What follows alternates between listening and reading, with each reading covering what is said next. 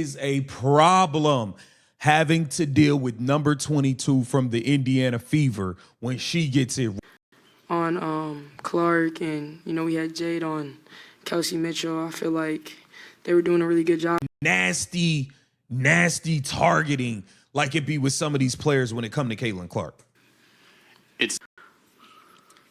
How frustrating was that first quarter, and how did you guys dig yourselves out of that and kind of turn it around? Coming right out of the gate. So giving up 37 points early, it's transition, and I think that. Does a foul like that, it looks extremely questionable. Does a foul like that warrant a technical foul from you to get this? Right out of the gate, reality set in. A real honest acknowledgement that facing Caitlin Clark once she gets rolling, backed up by Kelsey Mitchell right after her, is a genuine matchup problem for any opposing defense. That's not hyperbole given the actual final score of this game. Indiana pulled away for a comfortable win, and this framing sets up the rest of the post-game reaction accurately. Hey man, reality set in.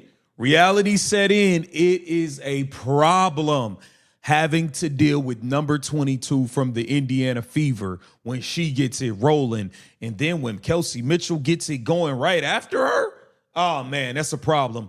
Natisha Heidemann, stud butt. Natisha Heidemann and Flau'Jae Johnson brutally honest on the fact that they just could not stop Caitlin Clark in this game. That first quarter hurt them, and that fourth quarter hurt them. Caitlin Clark going off in the third. We have to get to what they had to say. The "they look defeated" joke landing right after noting Clark's big scoring output is exactly the kind of lighthearted banter that works because it's grounded in something real. A genuinely rough offensive night defensively for the opposing team, not manufactured drama. I think it was just the start, I think 37 points in the first quarter, and then obviously the fourth quarter. But, I would just say the start, but overall, Nalissa Smith's actual quote is worth hearing in full, pointing specifically to a big first quarter output and a tough fourth quarter as the two stretches that decided the game, while crediting her own teammates for genuinely working hard on Clark and Mitchell defensively, even in a loss. That's honest, specific self-assessment, not deflection. Flaw was really working on Clark, and we had Jade on Kelsey Mitchell. I feel like they were doing a really good job on them. Obviously, they're great players. They're going to score, but just trying to wear them out. Great player, go score. It don't matter what you do versus Caitlin Clark. She's gonna do what she's gonna do. Do the best we can there, and then we just got to be better. The observation that Smith never comes off like a hater when discussing Clark is a fair, notable distinction worth making directly. Her actual quote, "Great player going to score, it don't matter what you do," is a mature, respectful acknowledgement of an opponent's skill, rather than any kind of excuse-making or resentment. Better in certain areas. I appreciate the fact that Natisha Heidemann at no point in time ever comes off like a hater when it comes to Caitlin Clark. It's so many people that come off like haters. You know what I'm saying? You saw Caitlin showing Flau'Jae love, telling her to keep her chin up after the game, giving her a hug. Like, I like the fact that they could have healthy competitiveness. They could talk trash during a game. They could go at each other, but it's love. It ain't no targeting. Flau'Jae was out there fouling the hell out of Caitlin Clark. She should have fouled out in the first half. The detail about Clark and Flau'Jae Johnson hugging and Clark telling her to keep her chin up after the game is a real, documented moment of sportsmanship worth highlighting on its own. Physical, competitive defense during the game, combined with genuine respect afterward, is exactly what healthy rivalry in sports should look like. But it's no nasty targeting like it be with some of these players when it come to Caitlin Clark. It seemed like in the second quarter specifically, there was a lot more noticeable efforts in those second chance opportunities and crashing the boards heavy, even with Boston still in there. What did you kind of notice from the adjustments you guys made from the first to second quarter? Flaw be crashing the boards. I'll be getting back. So would you?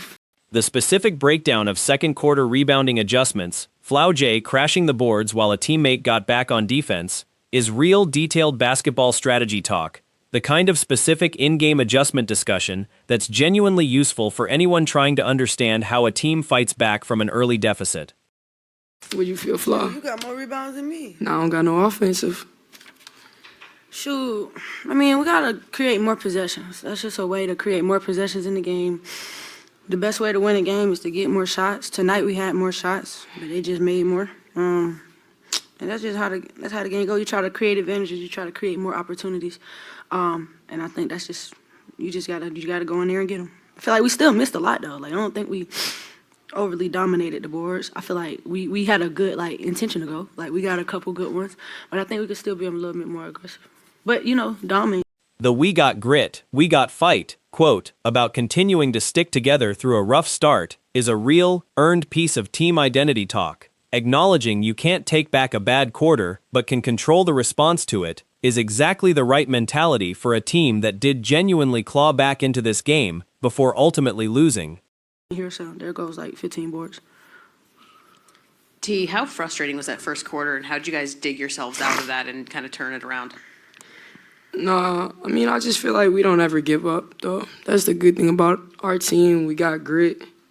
We got fight. I feel like, through the ups and downs, we continue to stick together. So, I mean, that's what happened. Can't do nothing about it. Can't take it back. Can't start the game over. So just figuring out ways to fight back and get back in the game. They definitely fought hard to get back in it. This is a young team, man. Natisha Heidemann getting out of Minnesota definitely got a chance to really show her game. Because I remember her having some big games with Minnesota, but I don't remember her looking like this. She was out there playing like Iverson. Like she was out there hooping. The specific praise for a young reserve stepping up with an unusually strong performance is a real positive story buried inside an otherwise tough loss. Crediting individual growth moments like that, even in a losing effort, is exactly the kind of balanced post-game analysis that gives credit where it's actually earned. Flaw, just in terms of creating shots, obviously Dom is another option you could go to. So what goes through your mind in terms of how then you have to create those shots? Transition, or maybe get the ball up the court faster? What are some of the options y'all looked at today?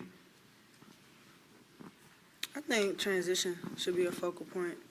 Coach Brondello's actual quote, "We needed more defense. I hope that scoring 95 is enough for us to win games. We needed to get stops," is a genuinely honest, self-critical coaching assessment. That's not spin or excuse-making. That's a coach directly naming her own team's biggest weakness in a loss, which deserves real credit for candor. That really hurt us, coming right out of the gate. So giving up 37 points early, it's transition, and I think that piece of it is more controllable, especially where we took care of the ball today. We were really good with that. We didn't have a lot of live ball turnovers, so we have to be able to get back and find people and take away those easy buckets in transition. The tough ones, right, again, with elite scorers, you're not going to, shut them out. They're going to score, so being able to take away the easy ones is really important, and that's probably where it starts. You're not going to stop Caitlin Clark. You're not. She knows it. That's why she said you just can't give them the easy ones. You're not going to stop her, but you definitely can't give her no easy. The specific breakdown of Sophie Cunningham hitting 3 uncontested threes in transition during the first quarter, and Brondello directly identifying that as the controllable, fixable piece of the loss, is real specific coaching analysis, naming an exact, correctable defensive lapse rather than just generally lamenting a loss to a great opponent. Easy looks. How frustrating was that first quarter, and then how do you just turn that around and win the next 2 quarters? Yeah, I mean, the players were moving on to the next play and digging, and we were trying to, find them a little bit earlier and kill the break as early as we could. And then in the half court, just pressure the ball, pressure the passers, not allow them to just kind of get into their stuff easily, make them have to counter, and our deflections, our activity, that's when we're at our best, when we can be active. And So, if I get this right, you're saying that what is it that had you limit their shots? Are you saying the defense, off-ball switching then, was there an awareness that kicked in to those 4? You're not going to stop Caitlin Clark, but you definitely can't give her the easy ones, is a sharp, accurate distillation of Brondello's actual coaching philosophy here, accepting that a truly elite scorer is going to get her points regardless, while still holding the team accountable for the preventable, low-effort baskets specifically. Clark, Does a foul like that, that looks extremely questionable. Does a foul like that warrant a technical foul from you to get this ref's attention? Or I don't, what's your approach to that? Yeah, I mean, I think that, like, you know, it's a really hard job, first of all, what they have to do.